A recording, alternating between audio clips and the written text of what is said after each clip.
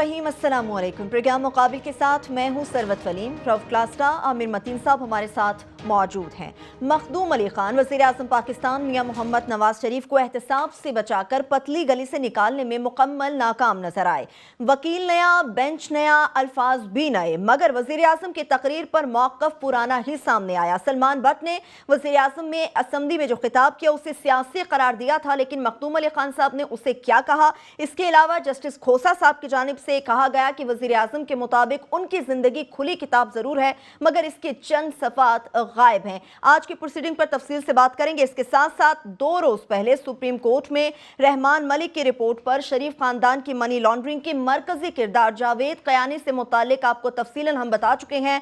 आज हम आपको बताएंगे कि जावेद कयानी ने हबीब बैंक एजी ज़्यूरिख के मैनेजर और फॉरेन एक्सचेंज के मैनेजर्स के साथ धोखाधड़ी करते हुए किस तरह से उनका इस्तेमाल किया और 22 साल पहले शरीफ खानदान की मनी लॉन्ड्रिंग की तफसीलात मुकम्मल और सबूत क्या थे जो सैफुर रहमान और वजाहत हुसैन की जानिब से तहकीकाती इदारों के हवाले किए गए। प्रोग्राम के तीसरे हिस्से में आपको बताएंगे कि 3 रोज पहले वज़ीर आज़म पाकिस्तान मियां नवाज शरीफ ने अपने नाकदीन टीवी एंकर्स को आड़े हाथों लिया और रेटिंग का मयार भी बताया, और आज अमरीकी नौ मुंतखब सदर डोनाल्ड ट्रंप ने भी उन्हीं के नक्शे कदम पर चलते हुए तनकीद करने वाले मीडिया ग्रुप पर वो भी बरस पड़े। प्रोग्राम के आखिरी हिस्से में कुछ बात करेंगे कि दुनिया के चंद खूबसूरत तरीन शहरों में से एक ट्रैफिक की खिलाफ वर्जियों में नंबर ले चुका है। शहर इक़्तिदार के बड़े लोगों के छोटे काम, एक साल में इस्लामाबाद के 6,29,000 शहरियों को ट्रैफिक कवानीन की खिलाफ वर्जी पर जुर्माने किए गए। खिलाफ वर्जी करने वाले आदि मुजरिम बन चुके हैं। इस तमाम तर सूरत हाल में कसूरवार कौन है, पुलिस या फिर अवाम, इस पर भी बात करेंगे। आमिर साहब, सबसे पहले शिद्दत से इंतजार था कि शरीफ फैमिली के वकला क्या दलाइल देंगे। मखदूम अली खान साहब ने आज दलाइल दिया। आज की प्रोसीडिंग को आप किस तरह से देख रहे हैं? आज की आपने जिस तरह का नया बेंच, नए वकील, अब ये वक्त बताएगा कि ये जो स्ट्रेटजी थी कि मिड वे दरमियान में जो है आपने जो इन्होंने वकील बदल लिए उसका फ़ायदा हुआ या नुकसान हुआ, मगर ये ज़रूर था कि अभी स्ट्रेटजी बिल्कुल यू टर्न मार गई कि पहले जो इनका नून लीग का वर्जन था कि ख़ास तौर पे प्राइम मिनिस्टर के हवाले से प्राइम मिनिस्टर ने अपनी स्पीच में जैसे कहा कि जनाब मेरी ज़िंदगी एक खुली किताब है, हम खुद पेश करते हैं, मैं हाजिर हूँ हर किस्म के जवाब का, हर किस्म का जवाब देंगे। तो आज उनके वकील ने बुनियादी तौर पे ये कहा, उन्होंने कहा जनाब आप अदालत तो हमसे पूछ ही नहीं सकती, अदालत का ये इख्तियार ही नहीं है, और जिन कवानीन के तहत आप हमें आइन की शिकों के तहत पूछ रहे हैं उनके तहत तो बिल्कुल ही नहीं बनता। सो वो ये 10 दिन पहले जो बहस हो चुकी थी, इसको कोर्ट की इस्तिलाह में कहते हैं मेरिट पे बात करना कि वो मेरिट है या नहीं है, कि एडमिसिबल है या नहीं है, वो 10 दिन पुरानी बात थी। उन्होंने दोबारा वो छेड़ दी। इसके दौरान पहला वकील सब कुछ बता चुका है, अब नया वकील ने आगे कहा कि ना वो मैं नहीं पता वो क्या कह रहा था, मेरी कहानी तो ये, आप कौन है, आप सुन ही नहीं सकते, अदालत का इख्तियार नहीं है। बुनियादी उनकी बात ये थी। दूसरा, उन्होंने जो ये पुराने वकील कह गए थे कि जनाब जो पार्लियामान में कहा है सियासी बयान है, तो इन्होंने कहा अमूमी बयान है, ओवर रिव्यू था या पता नहीं, इस तरह के गोल मोल रखा। तो ये क्लियरली नज़र आ रहा है कि बुनियादी तौर पे रसीदें जो लोग मांग रहे हैं कि जनाब इसका ये जो सारे अपार्टमेंट्स हैं वो मियां नवाज शरीफ के वकील ने तो उस तरफ गया ही नहीं, वो तो नहीं दे रहे। उन्होंने कहा जनाब इनके तो ना जायदाद है, ना इनका कागज़ों में नाम है, ना कुछ है। अभी ये भी वक्त बताएगा कि जो स्ट्रेटजी है कि 3 वकील रखना, कि ये वो समझ रहे हैं ये 3 कहानियां हैं, नवाज शरीफ की कहानी और है, मरियम की कहानी और है, और बेटों की कहानी और है, इसलिए 3 वकील। स्ट्रेटजी ये है कि मियाँ साहब को बचाएं, उनका तो आज वकील उनका जी ये तो बचेंगे, तो बाकी फंस भी जाएंगे, तो प्राइम मिनिस्टर मेन चीज़ है। वो इस तरह चेस में होता है ना, क्वीन को बचाना होता है, तो वो चाहे इधर उधर सारी वो उसकी किला बनाया जाता है, तो वो कह रहे हैं क्वीन बचे, मगर मेरा ख्याल है कि 3 कहानियां नहीं है, ये एक ही कहानियां हैं। और क्रिकेट की इस्लाह में एक विकेट गिर गई ना तो तीनों विकेटें गिरेंगी और वो आउट कहलाएगा। ये नहीं कह सकते कि जनाब ये 1 विकेट गिरी है, 2 विकेटें तो खड़ी हैं, ऐसे नहीं होता। ये एक जगह और किसी ना किसी स्टेज पे इनको रसीदें देनी पड़ेगी, और इसका मुकदमे से डायरेक्टली ताल्लुक है। प्राइम मिनिस्टर के वजीर जो वकील है वो बच गए हैं, उनके पास है कि जनाब उनका नाम नहीं है। ये अगले 2 जो हैं जहाँ पोता पोती आएंगे वो उनको जज साहब पूछेंगे आप तो मनी ट्रेल बताएं ना, मनी ट्रेल तो वहीं पे आ उनको जाएगी मनी ट्रेल कहीं ना कहीं से बतानी पड़ेगी। वो अब देखना होगा कि वो क्या जवाब देते उनके हैं, वकला। और वो आया उसके बाद से तशफ़ी होती है नहीं। मगर आज जो सबसे इम्पॉर्टेंट बात की वो आसिफ सईद आसिफ रोज़ा की बड़ी ऑब्जर्वेशन थी, मगर एक बड़ी ज़रूर थी, वो मिसाल जो थी जो कि इस केस को एक्सप्लेन करती है बहुत अच्छे तरीके से। वो ये कि जिन्होंने कहा जनाब आप ये ना जो बात ये कर रहे हैं कि आप हमसे ना पूछें, उन्होंने कहा जनाब एक डेड बॉडी होती है ना मालूम वो आ जाती है। अब दो इधर उम्र से लोग बयान देते हैं, तो इस बात में तो कोई शक नहीं है कि डेड बॉडी एक बंदा तो मरा है। ये अदालत ने वाकयाती शहादत लेके सर्कमस्टेंशियल एविडेंस जिसे कहते हैं लेके फैसला करना होता है कि इन्होंने मारा है कि इन्होंने मारा है। इसमें कोई बहस नहीं है कि लाश एक है। सो ये लाश एक है, अब ये फैसला करना है कि किसने मारा है, ये अदालत कर रही तो है। बिल्कुल So अदालत ही मैं करेगी समझता हूँ this has summed up the case, the body is there and you have to determine who killed it. ये जाहिर सी बात है, अभी दोनों साहब आप भी इस चीज़ से इत्तेफाक करते हैं कि दोनों फरीकों पे अभी बारे सबूत मौजूद है, और जो शरीफ फैमिली की स्ट्रेटजी थी वकला को तब्दील करने की, वो उनको फ़ायदा दे रही है या नुकसान देगी?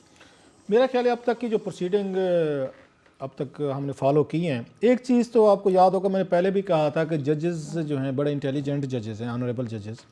इस केस को मैं और भी बहुत सारे केसेस चलते रहे, पर्टिकुलरली मैंने फॉलो किया था जब यूसुफ रज़ा गिलानी साहब का तौहीन अदालत का चल रहा था, उनको नाअहल किया गया, तो वो मैंने डे 1 से लेके उनकी अपील, उनको 5 जो उनका रुकनी बेंच था, नासिर मुल्क साहब उसका सरबराह थे, उसके बाद वहाँ से ना उनको सज़ा हुई, फिर वो चीफ जस्टिस इफ्तिखार चौधरी साहब की अदालत में गया, जिसमें भाई दवे ये भी मौजूद थे साकिब निसार साहब उस बेंच में। मैंने सारे का सारा फॉलो किया है, मुझे बल्कि यहाँ तक याद है उनके ये जस्टिस साकिब निसार के अल्फाज थे जब एतजाज़ साहब वहाँ पे खड़े हुए आर्गूमेंट दे रहे थे, और बड़ी खूबसूरत इन्होंने क्रॉस क्वेश्चनिंग की थी साकिब निसार ने। मैं ये कोर्ट रूम में मौजूद था, बड़े इन्होंने क्रॉस क्वेश्चनिंग की, और महसूस हुआ कि वो एतजाज़ साहब से बात बन नहीं रही, जो सवालात इनसे जस्टिस साकिब निसार साहब कर रहे थे। आज तक मुझे उनके अल्फाज याद हैं, अब उन्हें खुद याद है या नहीं है, आई होप कि उन्हें याद होंगे। वहाँ का सॉरी ना एतजाज़ साहब, you have lost the case, कि आपके पास आर्गूमेंट्स ही नहीं है जो हम आपसे सवाल जवाब कर रहे हैं। अब इस केस को उसी तरीके से हम फॉलो कर रहे हैं। मैं ये समझता हूँ जितना इस केस को ये 5 जजेस ये जानते हैं, समझते हैं, और जिस तरह की पहले क्वेश्चनिंग इन्होंने उनसे की, पीटीआई के वकीलों से की, और बड़ी हाथ में मैंने देखा लोग बड़े नाराज से वो देखें जी इन्हीं से क्यों सवालात कर रहे हैं, इन्हीं से मुश्किल सवालात क्यों कर रहे हैं, ये पूछ रहे हैं वो पूछ रहे हैं। अदालत ठीक कह रही थी कि जब हमने सच तक पहुंचना है, हम इनको मुश्किल सवालात नहीं इनको करेंगे तो ये हमें उनके जवाबात नहीं देंगे, क्योंकि जो कल को जजमेंट लिखी जानी है, ये जहन में रखें ना लोग जो हैं, ये जहन में रखें, जो जजमेंट कल को लिखी जानी है, इन्हीं सवालात के जो जवाबात इनको मिलेंगे बेंच पे, ये जजमेंट की बुनियाद वही बनाएंगे, आखिर में फैसला जो भी लिखेंगे।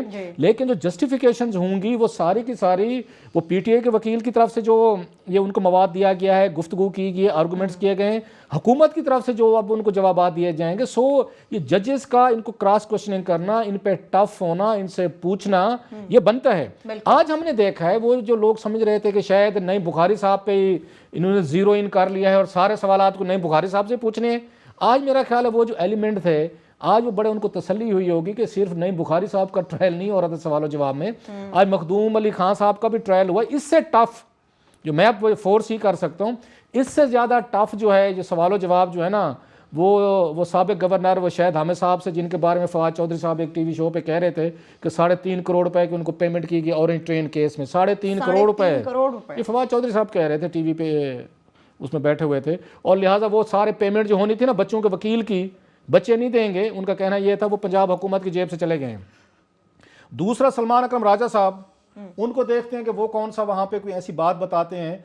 सो जो मुझे लगता है कि आज एक हमें उम्मीद थी कि मखदूम अली खान साहब कि शायद कोई ऐसी, क्योंकि जब आपने सलमान भट्ट साहब को हटा दिया, अकरम शेख को हटा दिया, कि हमारे जहन में ये था कि शायद कोई बहुत बड़ा आर्गूमेंट लेके आएंगे जो दोनों वकील नहीं दे सके थे, मियाँ साहब मुतमिन नहीं थे, ये कोई देंगे माजरत के साथ।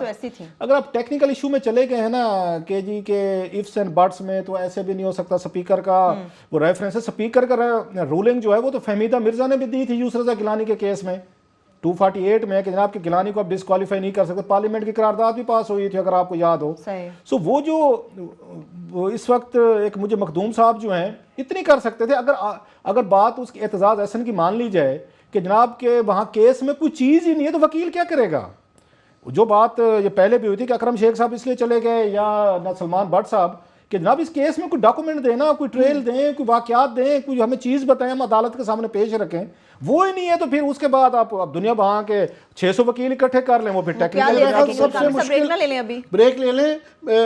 इसके बाद ये सबसे मुश्किल जो है ना, मैं समझता हूँ शायद हामिद साहब का है, वो मरियम बीबी के और साहब डार के वकील हैं, वहाँ पे क्रक्स है। चलें अभी तो छोटी सी ब्रेक लेंगे, वापस आएंगे। आज की प्रोसीडिंग पर तो बात होगी, इसके साथ साथ रहमान मलिक साहब की जो रिपोर्ट थी जिसमें कल हमने उसके मनी लॉन्ड्रिंग के मरकजी किरदार जावेद कयानी साहब से मुतालिक बताया था, आज हम आपको बताएंगे कि किस तरह से उन्होंने हबीब बैंक एजी ज़ूरिख के मैनेजर और फॉरेन एक्सचेंज के मैनेजर को धोखा दिया और उनका इस्तेमाल किस तरह से किया। ब्रेक लेंगे, हमारे साथ रहिए।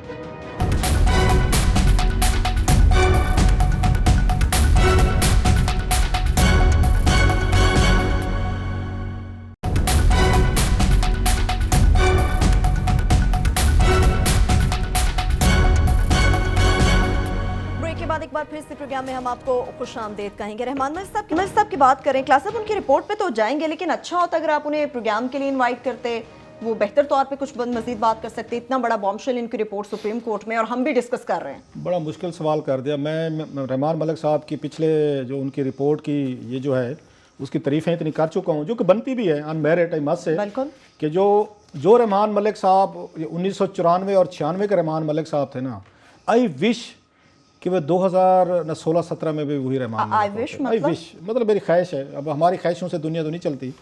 मतलब जितनी मेहनत, डेडिकेशन और जितनी सफरिंग मलिक साहब ने इस रिपोर्ट की वजह से देखी, और इसमें लिखी हुई है पूरी उनकी समरी में, उन्होंने बताया है, जो प्रेसिडेंट के नाम लिखी थी उन्होंने रिपोर्ट उस वक्त भेजी थी तारड़ साहब को, कि इन पे कातलाना हमले हुए, इनको वहाँ अडियाला जेल में डाला गया, इन पे केसेस डाले गए, दबाव डाले गए, लेकिन एक रहमान मलिक साहब सियालकोट के लोगों को उन पर फख्र करना चाहिए था, डटे रहे मत से, वो डटे रहे। इतनी मुश्किलात उठाई हैं, तो फिर क्लास साहब वो कहाँ पे हैं अभी? अब यहीं पे अब आप चाहती हैं कि मैं उनके हर्जा सराई फरमाऊं? खैर अब क्या करें, आई होप मलिक साहब से मादरत के साथ माफ़ कर देंगे, उनका बड़ा दिल है।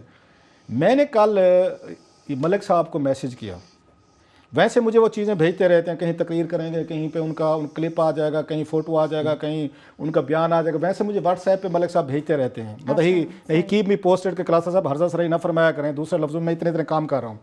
कल मैंने उनको मैसेज किया, अब अल्लाह के फजल से कल मैं रात किया उनको 11 बजे, अब 11 बजने वाले हैं, मलिक साहब का मुझे कोई जवाब नहीं आया। अब उनको ज़मीन खा गई, आसमान खा गया, वो जैसे कहते हैं मुझे नहीं पता। उसके बाद उनके एक स्पोक्स पर्सन है तूरी साहब is a gentleman, he is a good man. तो मलिक साहब को अगेन उनसे तूरी साहब से बेहतर मेरा ख्याल है वो नहीं मिल सकता था स्पोक्स पर्सन। मैंने उनको मैसेज किया, उनकी मेहरबानी, उनका मुझे फ़ौरन जवाब आया, और मैं कि तूरी साहब आप हमारे भाई हैं, वो ज़रा मलिक साहब ने इतना बड़ा बम शेल किया है, अदालत में हुआ है, पूरा पाकिस्तान हिल के रह गया, वो हमारे मलिक साहब की तरह है, उनको ढूंढ निकालें। अब तूरी साहब भी शरीफ आदमी बेचारे क्या कहते हैं मलिक साहब के भतीजे की उनकी शादी है, मलिक साहब मसरूफ़ हैं, तो वो तो ना शो में नहीं आ सकते। मैं कि चले हमें फ़ोन पे ज्वाइन कर लें मलिक साहब, रहमान मलिक साहब। तो उन्होंने कहा जनाब ये मुमकिन नहीं है। मैंने कहा तूरी साहब से हमारी थोड़ी गपशप है। मैं कहा तूरी साहब अगर हम मलिक साहब की हर्जा सराई थोड़ी सी भी कर दें तो फौरी तौर पर आमिर मतीन को भी फ़ोन हो जाते हैं, आप भी हमारे पीछे लग जाते हैं, हमारे को लेटरबाजी भी शुरू हो जाती है। अब हम जब आपको क्रेडिट दे रहे हैं, जब हम आपको एक अच्छा बना के दुनिया के सामने पेश कर रहे हैं, बहुत सारे लोग हमारे ऊपर तोपे गन्ने लेके भी पल गए हैं जनाब कि कल तो रहमान मलिक साहब की आपने 101 चीज़ें निकाल के दे दी, आज कहते हैं नहीं रहमान मलिक साहब ने दुनिया का बड़ा काम किया। हमने रिस्क लेके अपनी क्रेडिबिलिटी पे हिट लेके हमने आपको अच्छा बना के पेश किया, तो 5 मिनट के लिए आप हमारे शो में नहीं आ सकते सर?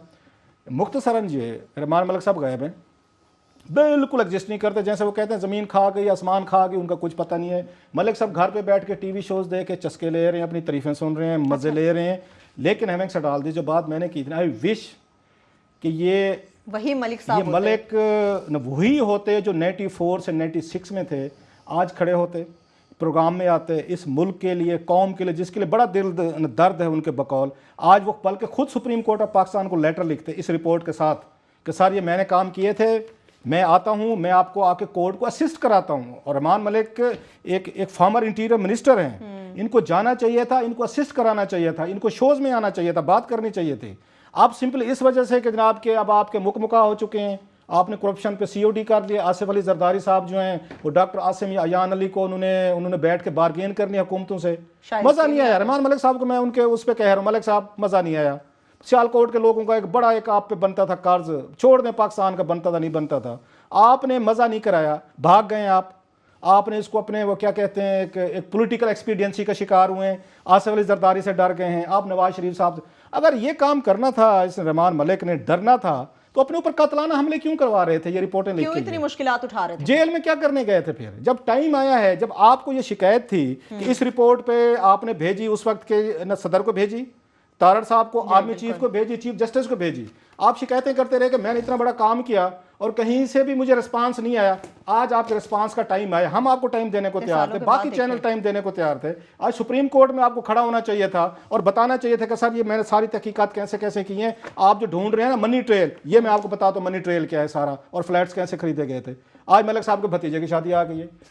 अब मैं कहना नहीं चाहता, एक हमारे सरायकी की मिसाल है ओके, जब एक उसको गडरिया होता है ना गडरिया, जब भेड़ों पे हमला करता है ना कोई आके, कोई वुल्फ, उसी वक्त उसको कॉल ऑफ नेचर आ जाती है। हमारा देहाती का मैं पूरा सुना नहीं सकता कि जब भेड़ों पे हमला करता है आके, जब वुल्फ करता है, भेड़िया करता है, उसी वक्त जो गडरिया होता है उसको कॉल ऑफ नेचर आ जाती है। जब मलिक साहब की जरूरत थी सुप्रीम कोर्ट में यहाँ पे, तो मलिक साहब के भतीजे की शादी आ गई। अब इससे ज्यादा मैं क्या कह सकता हूँ? मलिक साहब की मैं शान में किस्सा पढ़ सकता हूँ।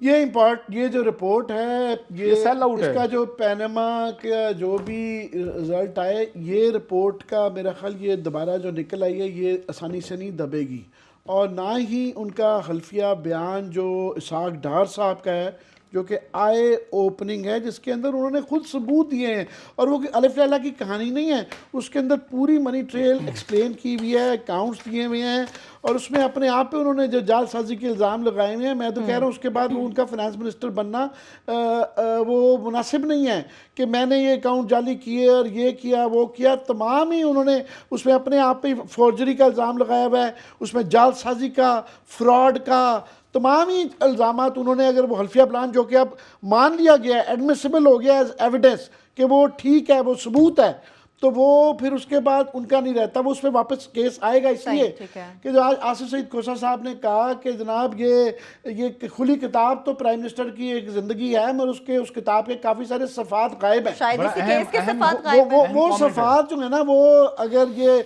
जब आएंगे ना, शाहिद हामिद साहब, मरियम बीबी और हसन हुसैन नवाज पे केस आएगा, उनसे पूछेंगे कि इन सफ़ों का ये मनी ट्रेल बताएं, ये जो अपार्टमेंट्स हैं ये कहाँ से आए हैं। मेरा ख्याल है जिस तरफ सिमत में केस जा रहा है, अगर वो नहीं आएगा, फॉर एग्जांपल वो नहीं दे पाते, वहाँ भी यही हुआ कि पर्चियाँ थी और ये था वो था, जिस तरह पहले वकील इनके सलमान भट्ट साहब बता रहे थे, तो फिर ये शुबा आएगा कि जनाब ये पैसे जो हैं वो वापस प्राइम मिनिस्टर पे केस आ जाता है। फिर दोबारा मखदूम अली खान साहब के पास चला जाता है कि फिर ये शक किया जाएगा कि शायद ये नाजायज़ इख्तियारात इस्तेमाल करते हुए प्राइम मिनिस्टर के ऑफिस के ये जायदादें बनी हैं। और जिस तरह इनकम टैक्स और एंटी करप्शन लॉ के अंदर सीधा है, अगर बच्चे ना बता पाएँ कि लिविंग बियॉन्ड मीन्स कि आप बताएं कि आपके पास ये जायदादें कहाँ से आई हैं, तो बाप का लॉ है, बाप का नैब का लॉ है, 2-3 सिदर मेरे जैसा एक नॉन वकील को भी नजर आता है, फिर रेलेवेंस दोबारा बनती है। सो ये अलग-अलग केस नहीं है, ये एक केस है, एक ही केस है। बिल्कुल। क्लास साहब, आप जरा कयानी साहब पे आते हैं, जावेद कयानी साहब पे। अभी हमें आप ये बताएं कि किस तरह से उन्होंने हबीब बैंक, एजी ज़्यूरिख के मैनेजर, फॉरेन एक्सचेंज के मैनेजर्स का इस्तेमाल किया, ये इस्तेमाल किस तरह से हुआ, जरा ये हमें तफसीलन। ये मैंने कहा ना, ये FIA की जो इंक्वायरी है ना, ये उम्र अय्यार की जुम्बील है। डेली हाथ डालो और इसमें से अगर थोड़ी सी भी आप में रिपोर्टर सेंस है ना, कोई नई चीज निकाल लो, we will keep on doing it. ना रहमान मलिक साहब ने जुर्रत तो नहीं दिखाई, वैसे तो बड़ी बड़ी बातें करते थे, भाग गए हैं। इसी में रहमान मलिक साहब ने जो अच्छा काम किया वो ये था कि जब यहाँ पे इन्होंने मनी लॉन्ड्रिंग पे तहकीकात शुरू की इसमें, और इनको ख़त भेजा था से उनको मियाँ खालिद सिराज साहब ने, नवाज शरीफ के कज़न ने, इन्होंने इंटरव्यूज़ लेने शुरू किए, तो पता चला कि जनाब जावेद कियानी साहब हैं जो ये फ्रंट मैन है बेसिकली इस पूरे ख़ानदान के, वही अकाउंट खुलवा रहे हैं। उन्होंने 3 अकाउंट जो जैली खुलवाए थे, सलमान जिया के खुलवाए, एक असगर साहब के थे, मोहम्मद रमज़ान साहब, ये 3 अकाउंट जावेद कियानी साहब ने खुलवाए।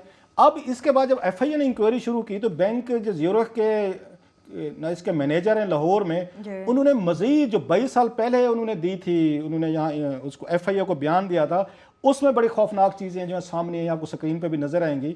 वो ये कहते हैं जनाब सैफ रहमान साहब के जावेद कियानी साहब जो है बैंक के बड़े पुराने गाहक थे, क्लाइंट थे, और मैं इनको बखूबी जानता हूँ। एक दिन इन्होंने अगस्त 92 में मुझे फ़ोन किया और कहा कि 3 जानने वाले जो है ना उनके फॉरेन करेंसी मैंने अकाउंट खुलवाने हैं, और ये भी कहा जावेद कियानी ने, बैंकर को समझती है ना उनकी साइकी को, कि जनाब बहुत सारा अच्छा डिपॉजिट मिलेगा, बड़ा बड़ा माल आ रहा है, तो बैंक वाले इस चक्कर में आ जाते होते हैं डिपॉजिट कर। माजरस का ब्रेक का वक्त हो चुका है, पहले एक छोटी सी ब्रेक ले लेते हैं, वापस आते हैं इस खत की मजीद जो डिटेल्स हैं और जो मजीद इंकशाफात इस रिपोर्ट में हैं वो भी आपके साथ शेयर करेंगे। इसके साथ साथ ये भी आपको बताएंगे कि किस तरह से नौ मुंतखब अमरीकी सदर डोनाल्ड ट्रंप पाकिस्तानी वज़ीर आज़म के नक्शे कदम पर चल निकले। हमारे साथ रहिए।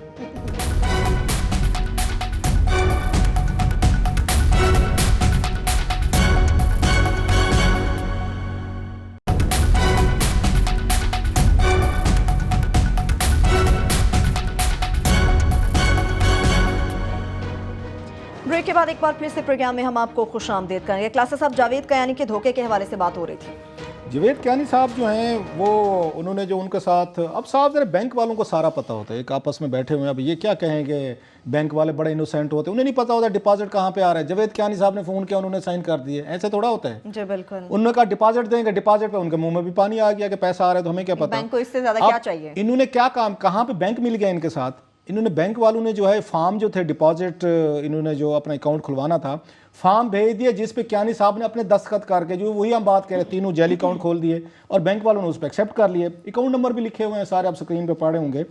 इसमें जो है अब वो ये कहते हैं, सैफ रहमान कहते हैं कि कभी भी जिनके बैंक में अकाउंट थे, मोहम्मद रमज़ान और असगर अली, वो कभी भी बैंक में नहीं है। जो बैंक में नहीं है वो वहाँ पे लाखों डॉलर उनके बैंक में पड़े हुए थे, हज़ारों डॉलर जो हैं, और बैंक वो खुद कभी नहीं गए। तो ये उनका बड़ा एक ये सैफ रहमान का था। सेम जो फॉरेन एक्सचेंज मैनेजर थे वजाहत हुसैन साहब, उन्होंने भी, उनका भी बयान रिकॉर्ड किया गया था 22 साल पहले का, आपको बता रहा हूँ। वो भी यही कह रहे हैं कि मोहम्मद रमज़ान, असगर अली, सलमान जिया के अकाउंट जो हैं मैंने सैफ रहमान के कहने पे, जो बैंक का मैनेजर था उसके कहने पे किए। उन्होंने यही बताया कि पहले अकाउंट में $300, फिर $200, फिर लंबा माल जो बैंक वालों से दावे किए गए थे। ये बताना ज़रूरी है कि ये सारे अकाउंट खोले गए थे, इन्हीं अकाउंट से पैसे जो हैं फिर उन्होंने भेजे शमराक को, ऑफशोर कंपनी थी। शमराक ने आगे वेग मुलर जो साहब जो थे उनको भेजे, वो नीलसन और जो उसको ऑपरेट कर रहे थे नेस्कॉल को, उनको भेजे, उन्होंने लिए यहाँ पे। सो ये जो हम ढूंढ रहे हैं ना, इन्हीं अकाउंट से यहाँ पे हुदैबिया की जो सेटलमेंट की गई, मिलों की पैसे किए गए, वो भी यही किए गए, इन्हीं से हुए। एक सवाल, एक बड़ा अहम सवाल उठता है लास्टली, उसके बाद आगे चलेंगे। ये रिपोर्ट जो है अब ये रिकॉर्ड का हिस्सा बन चुकी है। सर रहमान मलिक साहब की रिपोर्ट सुप्रीम कोर्ट के रिकॉर्ड में मौजूद है। बड़े लोग हमें कहते हैं जनाब आप जाके वहाँ पे एविडेंसेस क्यों नहीं पेश कर देते हो। भाई मेरे, ये हमने सुप्रीम कोर्ट से निकाला है, हम जाके सुप्रीम कोर्ट में ये जमा करवाएं, दोबारा किसको पढ़ें। सुप्रीम कोर्ट में उन्होंने पढ़ी हुई है, उन्हें पता है सारा। ऐसे जज साहबान उनको ग्रिल नहीं कर रहे।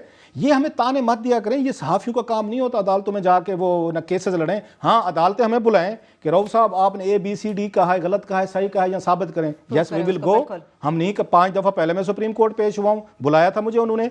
ये हम सुप्रीम कोर्ट से लेके आए हैं, लिहाजा हमें ना बताएं कि जी जाए सुप्रीम कोर्ट में दोबारा पेश करें। एक सवाल है हमें आमिर साहब, रहमान मलिक साहब की रिपोर्ट है, अपना नाम पनामा में जिक्र हुआ तो लेटर लिख दिया। सवाल यह है कि क्या अदालत खुद इन रहमान मलिक साहब को समन कर सकती है कि मलिक साहब ज़रा तशरीफ़ लाएं, ये रिपोर्ट आपकी लिखी हुई है, पहले तो ये बताएं आपने लिखी, इसको ऊन करते हैं नहीं करते। COD के बाद हो सकता है मलिक साहब की मेमोरी लैप्स हो गया हो याद ही ना हो, कि हो सकता है जावेद कयानी वाला वो ले लें, जनाब ये तो कोई फ्रॉड है, मैंने तो लिखी नहीं है, मुझे तो पता ही नहीं है। सो मेरा ख्याल है रहमान मलिक साहब को सुप्रीम कोर्ट बुलाना चाहिए। इसकी कम से कम वो बैठ के इसको टेस्टिफाई कर दें, ये झूठी है या जेली अकाउंट की तरह, ये भी कोई जेली रिपोर्ट है। रहमान मलिक साहब को मेरा ख्याल है ये सवाल अदालत को कम से कम ये कंफर्मेशन हमें ले देनी सवाल तो वाकई बड़ा है। फिर ट्रायल वाले उसमें आते हैं, मगर बुला सकती है अदालत, शायद सबको ही बुला सकती है, जिसको बुलाना चाहे उसके इख्तियार में है। मगर ना भी बुलाए तो इसके अंदर तमाम बैंक अकाउंट, रसीद, नंबर, सारा कुछ मौजूद है। इसमें ये कोई ज़बानी नहीं है। इस तरह इसाक डार ने उन्होंने अपने अल्फी बयान के अंदर, जो कि खुदा को हाज़िर नाज़र जाके कुरान के ऊपर रख के मजिस्ट्रेट की मौजूदगी में उन्होंने भी तफसील है, वो रसीदें इतने बड़े उसके एनेक्चर के अंदर, वो तमाम बैंकों के लेटर, रसीदें, अकाउंट नंबर, तमाम चीज़ें मौजूद हैं। अब यही बड़ा अहम सवाल है आमिर साहब के, देखना होगा कि सुप्रीम कोर्ट अब रहमान मलिक साहब को बुलाती है कि नहीं बुलाती। अब आगे बढ़ते हैं और आपको बताते हैं कि अमेरिका में भी कहा जा रहा है जो बुध का दिन गुजरा है वो बड़ा गर्मा गर्म तनाज़ात का दिन का जिक्र किया जा रहा है। अमेरिकी सदर डोनाल्ड ट्रंप है, उन्होंने जो क्रिटिसाइज करता था मीडिया ग्रुप उन पर बरसे हैं और उनके सहाफ़ी का सवाल का जवाब देने से भी इनकार कर दिया। उन्होंने क्या कहा वो क्लिप पहले आपको सुनाते हैं, वापस आते हैं। That information that was false and fake and never happened got released to the public. As far as BuzzFeed, which is a failing pile of garbage, writing it, I think they're going to suffer the consequences. They already are. And as far as CNN going out of their way to build it up, it's a disgrace what took place. It's a disgrace. And I think they ought to apologize to start with, Michael Cohen. Since you're attacking us, can you give us a question? Go ahead. No, Mr. President-elect. Go ahead. Mr. President-elect, since you are attacking our news not you. organization, Not can you. you give us a chance? Your organization You are is attacking terrible. our news organization. Your organization Can you give us a is chance terrible. to Let's ask go. a question, sir? Go ahead. Sir, can Quiet. you state, Quiet. Mr. President-elect, Go ahead. can you state She's asking a categorically, question. Mr. Don't be rude. President-elect, can you give us a question? be You're rude. attacking us. Can you give us a question? Don't be. Can you I'm give not us a gonna give you question? I'm not going to give you a Can you question. can you state You are categorically? fake news. ये तो Trump साहब थे जो सवाल का जवाब देने के लिए तैयार नहीं थे एक खास मीडिया ग्रुप को। ऐसा महसूस हुआ इसको देखने के बाद कि शायद वो भी वज़ीर-ए-आज़म पाकिस्तान के नक्शे कदम पर चल पड़े, क्योंकि गुज़िश्ता चंद दिनों से वज़ीर-ए-आज़म पाकिस्तान भी उन मीडिया ग्रुप्स और शायद चंद टीवी एंकर्स को क्रिटिसाइज कर रहे हैं जो उनको आड़े हाथों लेते हैं, उनकी पॉलिसीज को आड़े हाथों लेते हैं। मियां साहब क्या कहते हैं, पहले वो सुनिए। माशाल्लाह मीडिया जो गत बनाता है शाम के वक्त, एक साहब मुझे कहने लगे कि दिन बहुत अच्छा गुजरता है हमारा, दफ्तर में काम करते हैं, लगता है प्रोग्रेस हो रही है, माशाल्लाह बिज़नेस भी बढ़ रहा है और हमारी तरक्की हो रही है, बहुत खुशहाली नज़र आती है। शाम को 6 बजे जब घर पहुंचते हैं तो रात के 10 बजे तक जब टीवी देखते हैं तो लगता है जैसे कि खुदा न खास्ता पता नहीं पाकिस्तान को क्या हो रहा है, और पाकिस्तान जो है वो खुदा न खास्ता कोई तबाही की तरफ जा रहा है। बास चैनल माशाल्लाह बहुत अच्छे हैं, मुल्क के हमदर्द हैं, पाकिस्तान के हमदर्द हैं, पाकिस्तान की तरक्की चाहते हैं, और इसलिए लोग ऐसे चैनल्स को पसंद भी करते हैं, ऐसे एंकर पर्सन्स को भी पसंद करते हैं। और फिर वो जो चैनल्स रोज़ ये मायूसी फैलाते हैं, मेरा ख्याल है कि लोग उनको अब देखना भी कम कर रहे हैं। मियां साहब की ये क्लिप आपने सुना। आमिर साहब, अब मुझे सिर्फ एक ही सवाल है, जो नाकिद टीवी एंकर्स हैं वो दूध और शहद की बहती हुई नहरें कहां से ढूंढ के लाएंगे, आप मुझे इसका जवाब दें। वो पीटीवी ढूंढ रही है ना, पीटीवी के इंचार्ज ऐसे ही बंदे ढूंढ के लाए, और वो नंबर 1 चैनल है, नंबर 1 चैनल है और सही वो बहुत देखा जाता है। इंशाल्लाह अल्हम्दुलिल्लाह प्राइम मिनिस्टर वही देखते हैं सबसे ज्यादा, लोग और उसके देखते हैं, बाद लोग देखते वो हैं। लोग भी वही देखते हैं, वज़ीर-ए-आज़म प्राइम के मिनिस्टर भी मुताबिक वही लोग देखते हैं, तो वो जाहिर है उसके बाद फिर ये जो बात है ना कि जो हुकूमत की तारीफ ना करे वो जो है वो मुल्क के और रियासत के खिलाफ है, ये मज़ेदार है। पर मुझे उससे ज़्यादा मज़ा खेज़ आपका तारुफ लगा, आपने कहा कि ट्रंप ने नवाज शरीफ साहब से जो है ना सीख लिया है। ज़ाहिर ऐसा वो मैंने कहते मालूम हैं, हो रहा है। अमरीकी सुनेगा तो हंसेगा, it is the other way round. वो बड़े आदमी हैं, हम ना ना ना, मैं सॉरी आपकी बात काट रहा हूँ। ट्रंप ने अपने पिछले 1-1.5 साल से जो हम फॉलो के, ट्रंप ने मीडिया पे अटैक करना शुरू किया। ये 1.5 साल पुरानी उसकी ये हिकमत अमली है।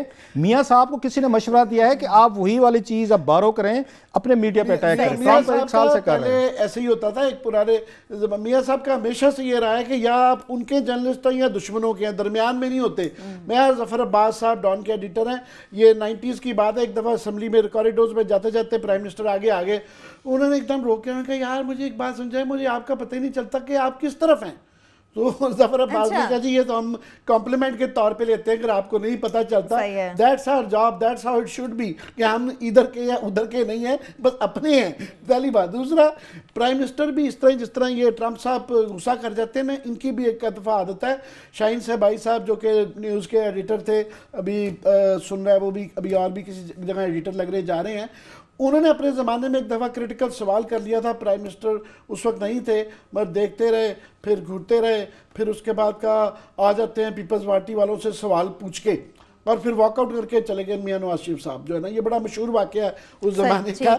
तो अभी उन्होंने एक नया तरीका निकाला है, वो ऐसे लोगों से मिलते ही नहीं हैं। जब मिलते ही नहीं है तो जाहिर है कोई उनको ना, वो पीटीवी के अलावा शायद कोई चैनल देखते हैं, और जो है पार्लियामान में भी नहीं आते, जहाँ के वो सेनेट या नेशनल असम्बली में अपोजिशन की तकरीरें सुने तो उन्हें बुरी बुरी खबरें जो हैं वो वाकई हैरान होते हैं जब कोई लोग होते हैं। और इर्द गिर्द उन्होंने बताया ना, वो जो मुझे बता रहे थे, ये वही आदमी है, मेरा शक, मैं रिपीट कर रहा हूँ, जिसने आलू के रेट जो है ना 50 रुपए के बजाय 20 रुपए किलो बताए थे ना, ये उसी कंपनी में बैठते हैं। प्राइम मिनिस्टर को मेरा ख्याल है सीरियसली वानी साहब और सिद्दीकी साहब के अलावा एक अच्छे कुछ लोगों से भी मिलना चाहिए, उन्हें सच्चाई बताए। हमने कल जो है फैक्ट्स एंड फिगर्स बताए थे गवर्नमेंट के, हम ओपिनियन नहीं बता रहे। सिद्दीकी साहब जो है ना, लास्ट बात, इरफान सिद्दीकी साहब ऐसे बंदे नहीं है कि वजीर आजम को इस तरह की चीजें बताएं। ये क्रेडिट डीएमजी के जकूटा जिन्हों को दें, ये ब्यूरोक्रेसी डेमोक्रेसी ना गुलामी में, खुशामदी में। ये खुशामदी आपके डीएमजी ब्यूरोक्रेट होते हैं जो नवाज शरीफ साहब को मिसलीड करते हैं। ये अगर इरफान मेन सदीक उनके साहब जो जैसा एडवाइजर आप सही कहते हैं कि फवाद साहब जो उनके मेन पूरा एडवाइजर team हैं इकट्ठा किया वो हुआ है। 100 अफसरों को पास करके 21वें ग्रेड में है, 22वें ग्रेड में 100 अफसर है। उन सब की तजलील भी है, बेइज्जती भी है मुशीरान अपने कि तब्दील करने की जूनियर जरूरत है। मोस्ट आदमी को लगाया हुआ है। ठीक तो है। जाहिर है उन्होंने अपनी जॉब जस्टिफाई करने के लिए ये तो बताना ना कि मेरे चलें। आने के बाद मुल्क भी ठीक है और गवर्नमेंट भी, ये चंद लोग हैं चलें, जो शाम खराब कर चले देते मुल्क हैं। कितना ठीक है ये तो बात करेंगे, एक छोटी सी ब्रेक लेंगे, वापस आएंगे तो आपको बताएंगे कि दुनिया के चंद खूबसूरत तरीन शहरों में इस्लामाबाद भी माना जाता है, मगर ट्रैफिक की खिलाफ वर्जियों में ये शहर सबसे आगे नंबर ले जा चुका है। इस सारी सूरत का कसूरवार कौन है? अवाम है, पुलिस है, कौन है? ब्रेक लेंगे, वापस आएंगे, बात करेंगे हमारे साथ।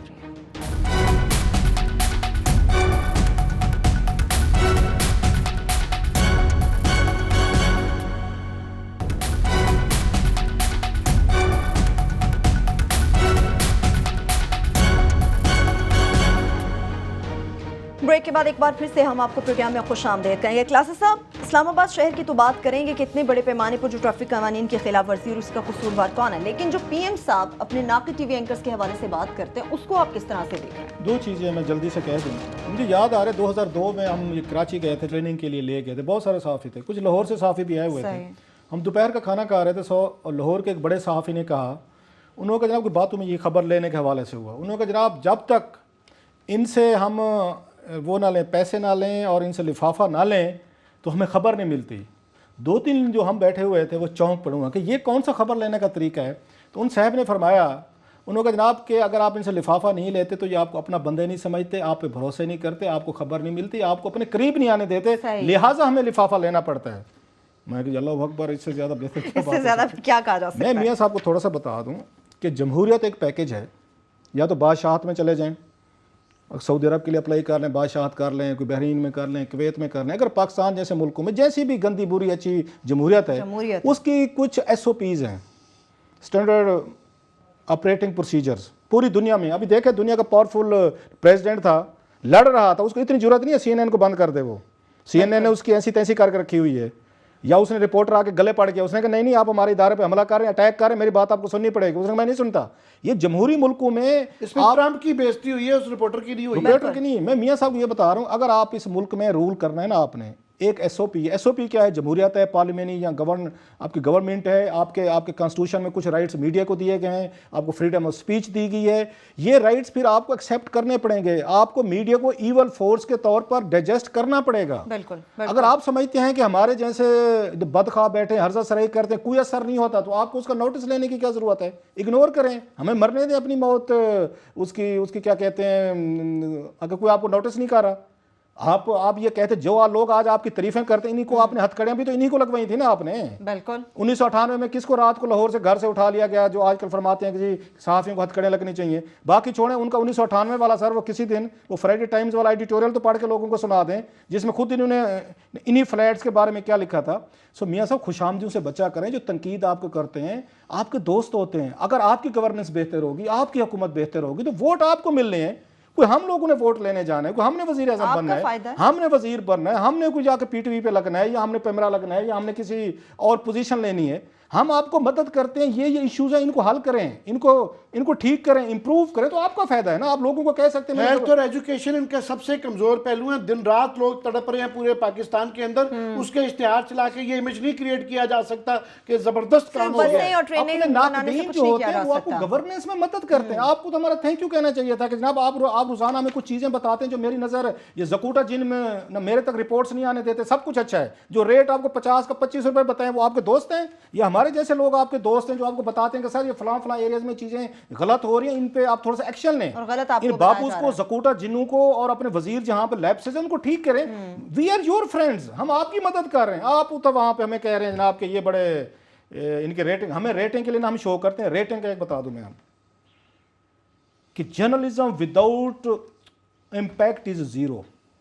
जिस जर्नलिज्म का इम्पैक्ट नहीं है ना, वो नंबर 1 भी खड़ा हुआ ना, उसका कोई फायदा नहीं है। बिल्कुल। हम जर्नलिज्म, हमारी कोशिश होती है जो ओल्ड स्कूल ऑफ थॉट्स हैं, जर्नलिज्म को अब क्रेडिबल तरीके से करें, इम्पैक्ट के साथ करें। हमें ना रेटिंग चाहिए, ना ये रेटिंग के तरीके जिस तरह रखे गए, जिस तरह रेटिंग के फ्रॉड हैं, और ना मैं ये अपने चैनल पे कहने दें अपनी मैनेजमेंट को और हमारे जो डायरेक्टर प्रोग्राम जो पूरी टीम है, हमारे ऊपर कभी भी 2 साल के करीब हमने काम किया, 1.5 साल, एक दिन भी नहीं कहा कि जी रेटिंग लेके दें। वो कहते फिर आप जर्नलिज्म करें, डॉक्यूमेंट्स के साथ करें, आप credible credible journalism, impact journalism, और हमारे ऊपर कोई दबाव नहीं है। जो रेटिंग वाले हैं आप उन्हीं को शो दे के करें, और इसके बाद तो पीटीवी को नंबर 1 होना चाहिए सर, वो तो हुकूमत की तारीफें करता है। चलें, बिल्कुल सही है। अब इस्लामाबाद की सूरत पे आप क्या कहेंगे क्लासा साहब? जरा उस तरफ भी जाते हैं। इस्लामाबाद की सुन लें जरा, मजे की चीज़। हो सकता है लोगों को ये बड़ी छोटी सी स्टोरी लगे, हमें वैसे ऐसे इश्यूज को टेकअप करना चाहिए। मैंने और आमिर मतीन, हमारे रिपोर्टर, बड़ा ज़बरदस्त रिपोर्टर इमरान मगराना, जो मेरे साथ पार्लियामेंट जाते हैं, हम इकट्ठे कवर करते हैं। Imran brings very good story, some time वहाँ से लेके आते हैं। तो इमरान एक मेरे पास स्टोरी लेके आया। अब ज़रा अंदाज़ा कीजिएगा, इस्लामाबाद शहर की आबादी, आमिर साहब, कोई 20 लाख या समथिंग इसके करीब है। एक साल में इस्लामाबाद में 6,28,836 जहाँ चलान हुए, ट्रैफिक की वायलेशंस हुई हैं, 6,28,836 एक साल में। और ये पढ़ने वाली हैं, देखने वाली हैं कि इस मुल्क में आप कर क्या रहे हैं। सबसे ज़्यादा लोग आमिर साहब इस वक्त टेररिज्म से पाकिस्तान में नहीं मार रहे, आपके ट्रैफिक एक्सीडेंट्स की वजह से मार रहे हैं। डैम केयर एटीट्यूड है, ये ज़रा लिस्ट पढ़ते जाएं कि किस किस ये मद में हुई है सबसे ज़्यादा वायलेशन। ये पेरेंट्स के लिए मैं ख़ास तौर पे कहता हूँ, मोटरसाइकिल ये ले देते हैं सर, लेकिन उनके लिए ये सर पे ये हेलमेट पहनने को कोई तैयार नहीं है। सबसे ज़्यादा जो आपकी वायलेशंस हुई हैं, ये 74,000 शहरियों को सर यहाँ पे जुर्माना किया जिन्होंने सर पे इन्होंने हेलमेट नहीं पहना हुआ। जैसा लापरवाही ड्राइविंग, 27,000 चलान, बेल्ट नहीं बांधनी।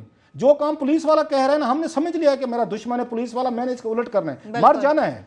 मैंने कई लड़के देखे हैं, ये अपने होते ना सर पे हेलमेट, ये बाइक के साथ बांधा हुआ होगा, जो ही कोई सिपाही नजर आएगा रोकेंगे और उसको सर पे रख लेंगे। बहुत सारे बेल्ट वाले देखे, टूटी फूटी बेल्ट ली होगी, जो ही सिपाही नजर आएगा यूं आधी कर लेंगे यहाँ तक। और भाई अगर आप कल को बच गए, मरने से बच गए, तो सिपाही को फायदा होना है। और पढ़ी लिखी लीट है, ये पढ़े लिखे लोग हैं। इस्लामाबाद के यहाँ 20,000 शहरी हैं जिनका ड्राइविंग लाइसेंस ही नहीं है और गाड़ियाँ चला रहे हैं। इस्लामाबाद की बता रहा हूँ। सबसे ज़्यादा शर्म जो है ना सर, इस पर आपकी इस्लामाबाद ट्रैफिक पुलिस वालों को आना चाहिए।